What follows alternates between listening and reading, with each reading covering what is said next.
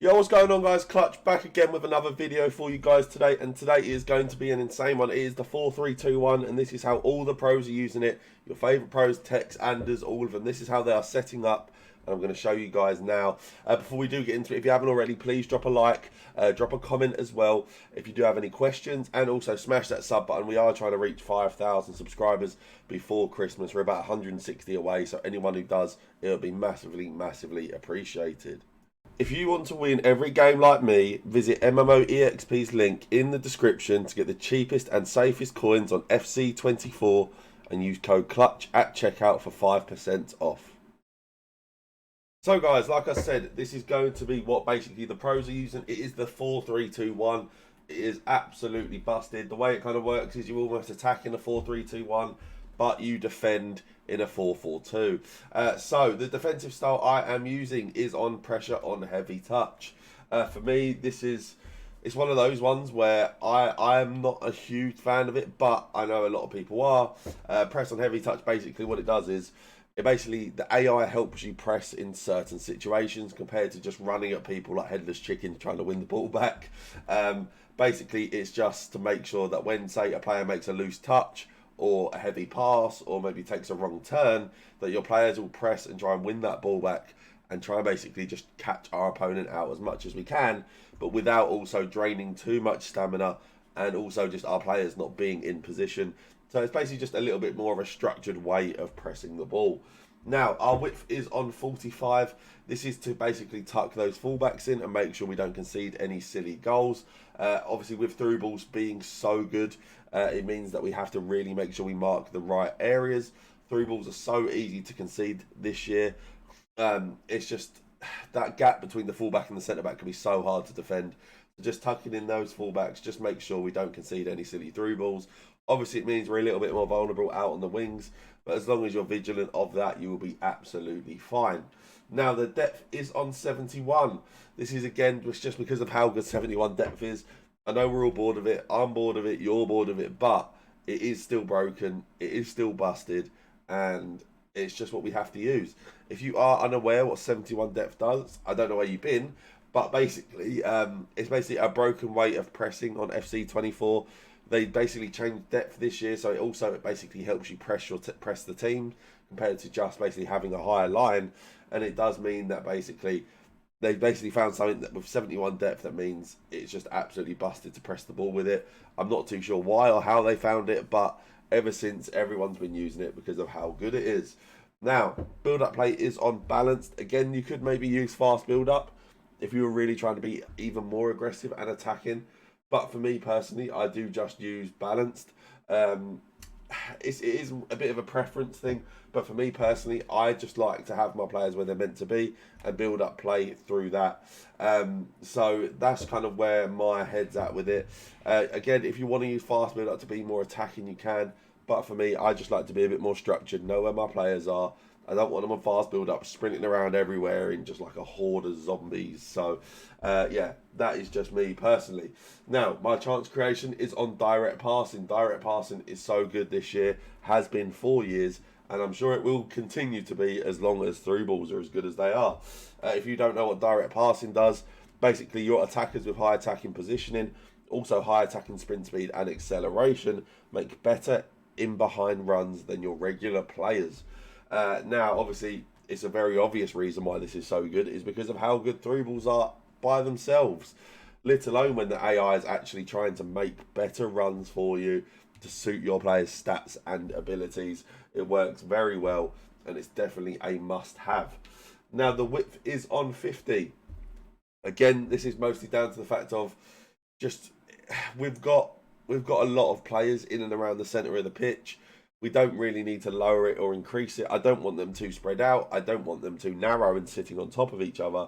So for me, this works well. It just means that if we just sit on that baseline, it lets the instructions do their job and make sure our players are where we want them to be.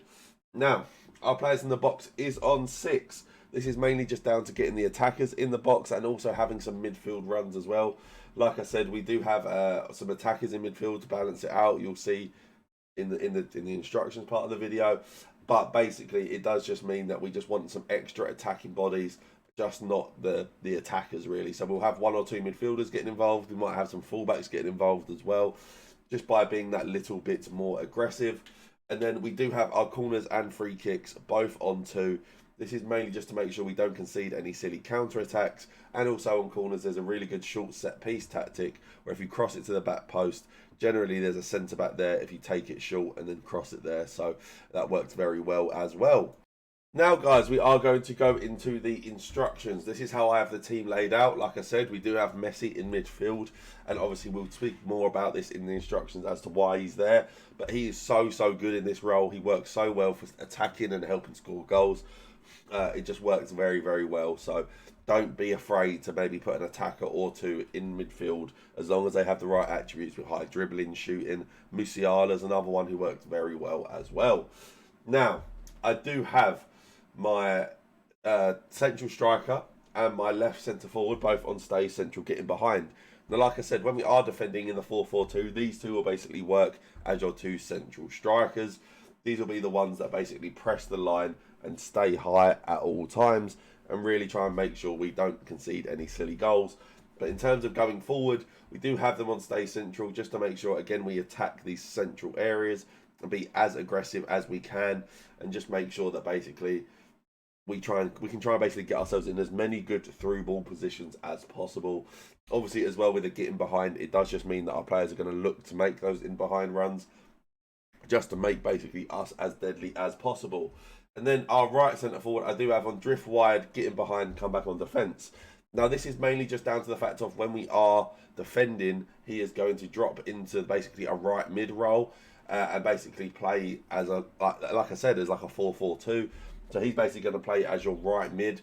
So we do have him on come back on defence for that reason. We do have him on drift wide as well to make sure he does cover those wider areas and make sure he does drop into those spaces. And then we do have him on getting behind as well, just to make sure, again, he's still making in behind runs, because we still do want him going forward, being aggressive, attacking, making sure he gets in the right areas. Also, he'll probably be the one setting up cutbacks, back post crosses. So just making sure he's still in those attacking areas and we are going forward is absolutely key to the way this works. Now, I do have both of my right centre mid and my central centre mid on stay back while attacking cover centre. This is basically because these 2 will work as your 2 central defensive centre midfielders when we are playing this way. Obviously, like I said, it is playing a 4-4-2.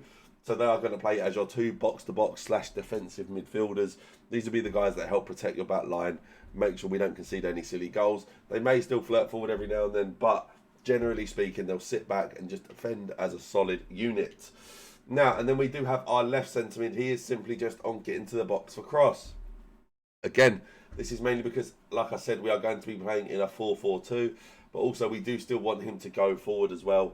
And like I said, he is obviously still on cover wing as well. So like I said, when we are defending, it is basically a 4-4-2. But then still, when we are going forward, I still want him to get forward and be aggressive and basically play as that left mid role. Try and get involved, score trivellas, just build up play in general, just be more attacking and more aggressive and get us in those good areas.